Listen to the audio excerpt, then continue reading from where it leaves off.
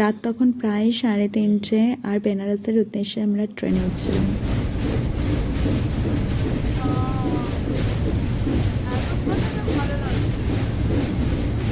ট্রেনের এই ছবিটা ছিল জাস্ট বেনারসে ইন করার টাইমে, মানে জাস্ট তোমার কাশি স্টেশনটা পেরোনোর পর এই ভিউটা দেখা যায়, ওই টাইমটা ছিল।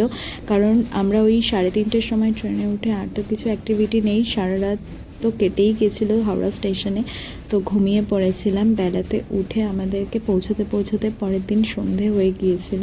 আর দেখে তোমরা বুঝতেই পারছো যে প্রায় সন্ধে টাইম ছিল, এটা 6টা তখন বেজে গিয়েছিল। আমাদের ট্রেন ভীষণ ভুগিয়েছিল, সে আর কি বলবো। আর এই আর এখানে দেখো বারাণসী স্টেশনে আমরা যখন নেমেছিলাম তখন প্রায় রাত্রি 8টা বেজে গিয়েছিল। তো ট্রেনেই আমাদের সমস্ত সময়টা পুরো বরবাদ হয়ে গিয়েছিল, খেয়ে নিয়েছিল ট্রেন যাকে বলে চলে। তো যাই হোক, আমরা ট্রেন থেকে নেমে রিক্সার উদ্দেশ্যে চলে গিয়েছিলাম। তো এটা বাইরের ভিউটা।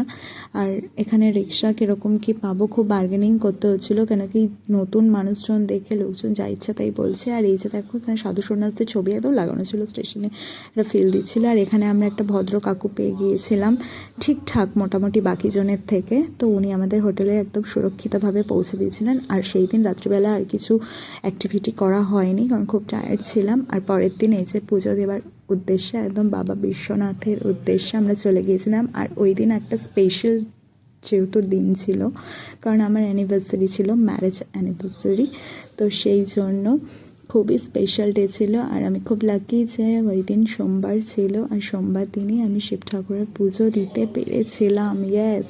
আর আমরা এখানে একদম বাঙালি হয়ে সেজে চলে গিয়েছিলাম, পাঞ্জাবি শাড়ি এইসব পরে।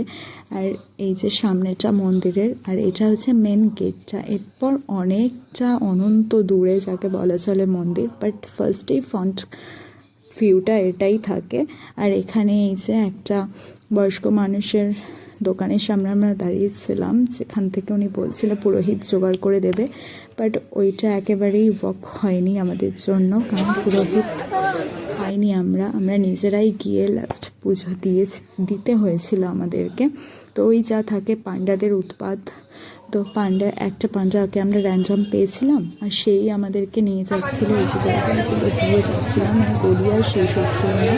ফার্স্টে খুবই বললো তোমাদেরকে একদম দর্শন করিয়ে দেবো আমি দাঁড়িয়ে থেকে, তারপরে হয়তো বলবো, যেটা হয় সব পাণ্ডাদেরই সমস্ত জায়গায়। সবটাই গল্প ছিল, জাস্ট গেটে ঢুকিয়ে ওনার আর দায়িত্ব নেই, উনি ছেড়ে ফেললো দায়িত্ব ওনার ঘাট থেকে। আমরা নিজেরাই পুজো দিয়েছিলাম, কারণ কি ওখানে গভর্নমেন্ট থেকে টিকিটের ব্যবস্থা আছে 300 পার পারসন। তো ওইভাবেই আমরা পুজো দিয়েছি ভিআইপি টিকিট কেটে। তো আমাদের এখানে খুবই ভালোভাবে পুজো দেওয়া হয়ে গিয়েছিল, 1 ঘন্টা লাইনে দাঁড়াতে হয়েছিল। তারপর এখানে এই যে মন্দিরটা একটু ঘুরে দেখছিলাম, ওই সাইডে খুব ভালো মণিকর্ণিকা, এই যে মণিকর্ণিকা ঘাটটা খুব ভালো করে দেখা যাচ্ছে।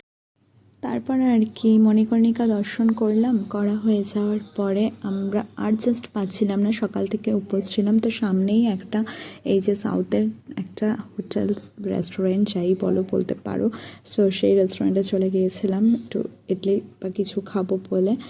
আর এখানে এই যে দেখো এই যে লাল কালারের দাগাটা দেখতে পাচ্ছ, এই যে লাল হলুদ একটা সুতো, এই দাগাটা বেঁধে দিয়েছিল, সুরক্ষা দাগা হিসেবেই মানা হয়।